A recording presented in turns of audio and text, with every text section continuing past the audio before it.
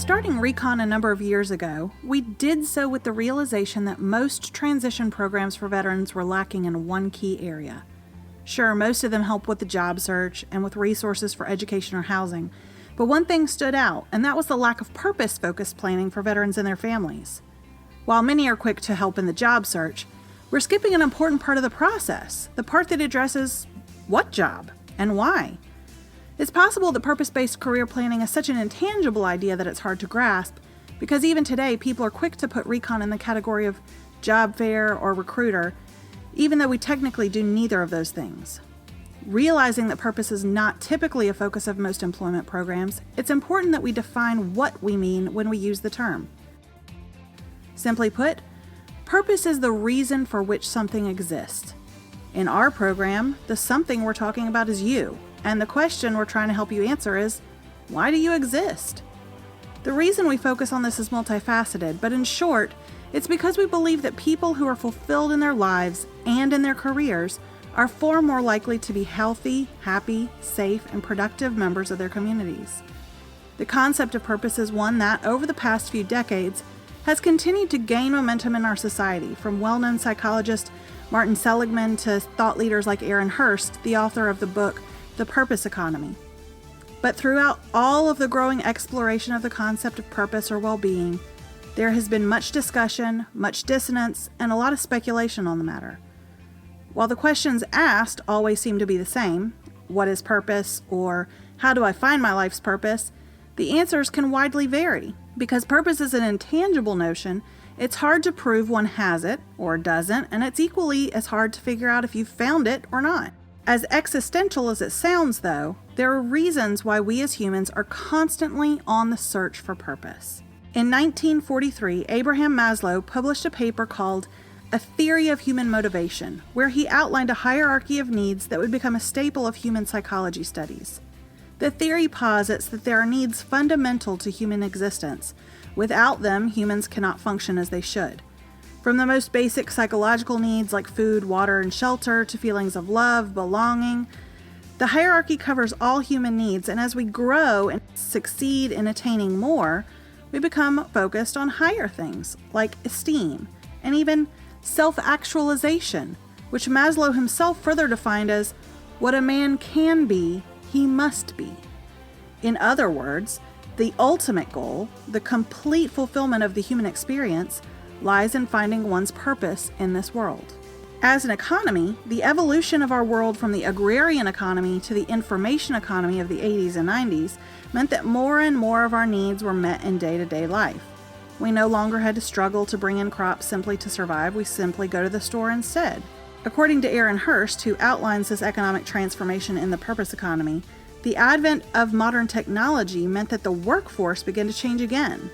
These days, employees don't typically stay at jobs longer than 4.5 years on average, and instability brought on by the Great Recession and other major events has people searching for higher meaning. Thus, purpose begins to provide stability we need in an ever-changing, fast-paced world. It's a great explanation for the general outlooks on purpose as well.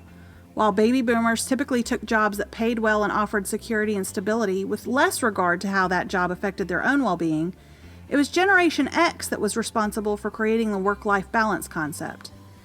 Millennials, on the other hand, took it even further. As a collective, they're willing to work hard to achieve the lifestyle they want and are usually highly purpose-driven.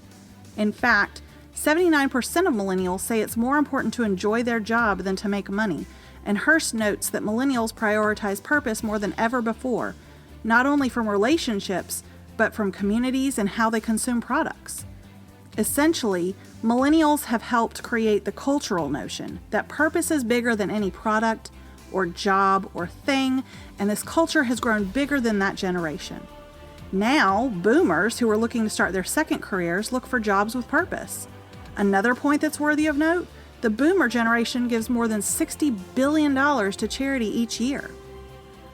Across generations, there's a magnetism to purpose, but really, if we accept Maslow's theory as true, then we can say that there's an inherent need in all of us to find our purpose, to continually explore our reason for existing and how it affects our lives today. But the truth is, purpose, or meaning, or well-being as we can call it, does affect our lives and in multiple ways. And even though the concept of purpose may feel nebulous, there are a lot of hard numbers that we can associate with it. From a health standpoint, there are numerous studies that show that those who live in purpose or feel fulfilled in life tend to live healthier and longer lives. In fact, a 2010 study showed that a stronger sense of purpose leads to higher levels of cognitive ability and lesser decline of those abilities to diseases like Alzheimer's in the future. Conversely, people who are happy but lack meaning in their lives showed the same gene expression patterns as those who are struggling with prolonged adversity. It's as if their bodies are preparing to fight off bacterial infections, and when continued in a prolonged state, it can increase the risks of major illnesses like cancer and heart disease because the body stays in a constant state of inflammation. Well, how about education?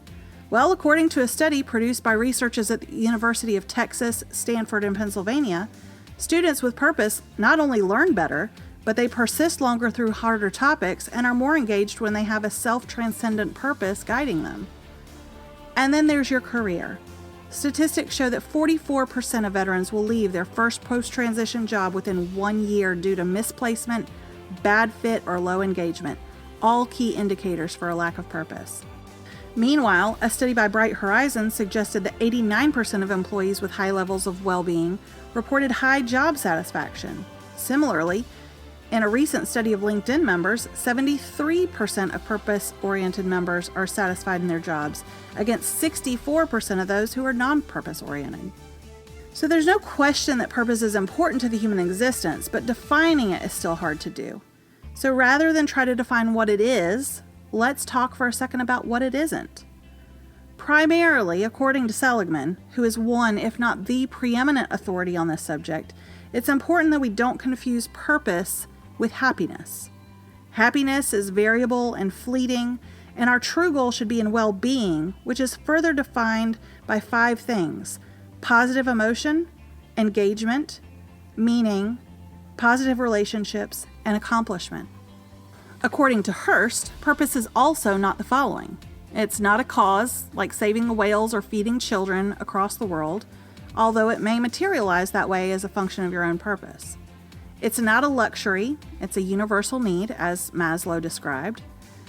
It's not equivalent to worth. You are not worth more because you found your purpose, or worth less because you work a job that is not purpose-fulfilling. It's not a destination that you end up, it's a direction that you constantly follow. And finally, finding purpose is not easy. Still, with all the discussion about what purpose is and is not, and all the authorities who have studied the subject through intense scrutiny, it may have been William Shakespeare who defined it best. The meaning of life is to find your gift, he said. The purpose of life is to give it away. We're going to talk a little bit more about defining your own purpose in a future module, but before then, we need to define a few other things, like transition and identity. Those are your next modules.